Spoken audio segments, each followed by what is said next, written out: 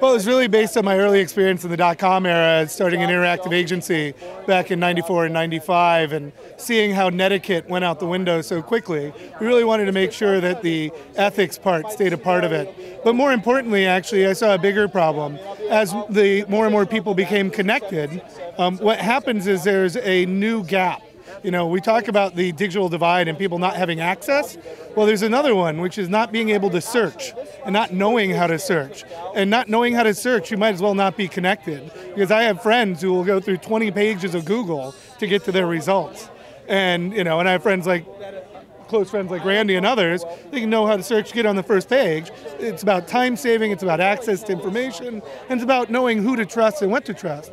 And then on the other side of the coin, like this equipment here, it's about knowing how to produce media, how to be a part of the conversation, how to find a platform for your voice. So we wanted to create an organization that would help lift the overall industry and allow for it to professionalize over time in a way that would still hold on to those ethics. So tell me what your goals are for the next year for Social Media Club. The next year, well, we were talking before, there's already this kind of black hat stuff starting to emerge, and some people coming in saying they're social media experts, and there's a big backlash about people having egos. Well, people have egos, that's okay, that's normal. But the problem being is that they're experts because they got to 5,000 followers on Twitter. That's not expertise, that's spamming.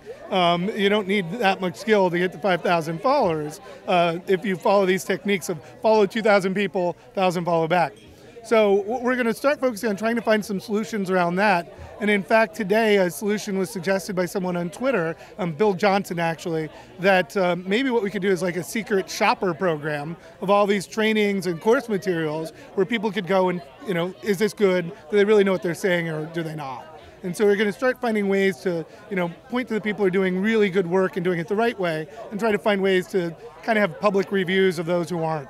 The other thing that's really important for us right now is SMCSeattle.org, which is our Social Media Club Education Initiative. And we're bringing together professors from universities and even some high schools from around the world to share their curriculum, to help develop a syllabus, and help more schools bring social media into their ongoing curriculum. And then beyond that, it's about connecting the dots between the different chapters and allowing for better collaborative action as an industry. Tell me what some of the tactics that you use, what do you think are some of the best practices for using social media? Well, the best stuff is actually being human. I actually have a slide presentation you can check out on the social media principles, and if you read them, it's like how to be a good neighbor. And it's really that thing, and organizations need to learn how to be good neighbors just as well as some people do. And it starts with the right attitude. If you come in with the right attitude, you can adapt as you move and as you encounter new problems. And if somebody points out that you did something wrong, being able to admit it, that we're human and we make mistakes, learn from it, and change, and then try it again. And people respect companies and people who do this, as opposed to the spin meisters who try to cover up their mistakes and pretend it didn't happen and other stuff. So that, I hate saying this, transparency, authenticity, and generosity is sharing. You know, how are we sharing with people? And really that's the best. You know, I never tried to get a lot of followers on Twitter. I've just continually shared and tried to help people. And as a result of that, over 2+ years now, I'm over 10,000 followers. You know, if I had done these other techniques that a lot of other people are doing, I'd probably be over 100. But that's not my point. You know, even with Social Media Club, our goal wasn't to have a lot of people at events. Our goal was to have quality conversations and quality connections between people so that we could learn and continue to share stories and learn from one another. And that peer-to-peer learning, you know, comes back to my first experience with bar camp, at the first bar camp. And in fact, if I didn't somehow randomly end up at the first bar camp, I probably never would have created Social Media Club.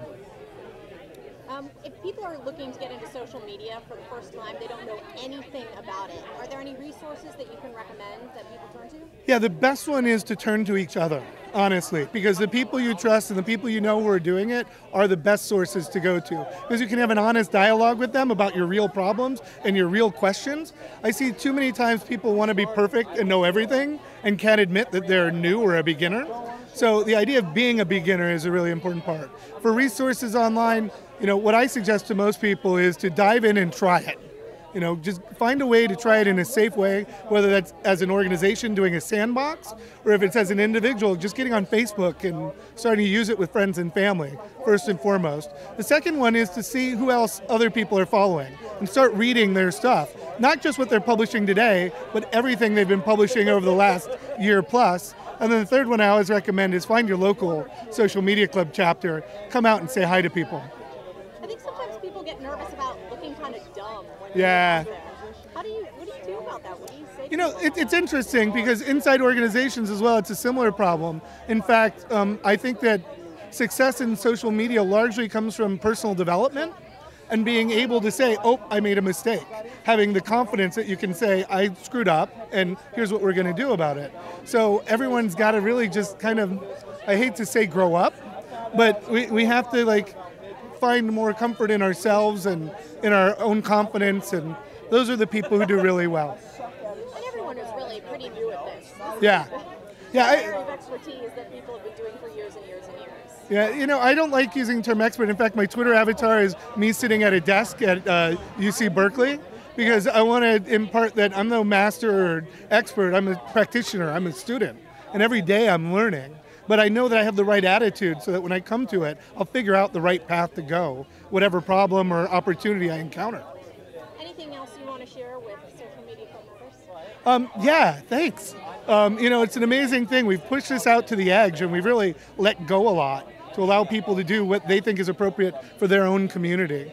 The one thing that's really important for all of them around the world, really, not only across the country, is actually to encourage more diversity, to find ways to invite other groups to come in and participate each month, to reach out, whether it's reaching out to an underserved area of the community, or if it's reaching out to the athletic community, or entertainment, or PR, or teachers, is to continue to bring in a diversity of voices and perspectives, and to continue to encourage that. Thanks so much for your time. Thank you so much.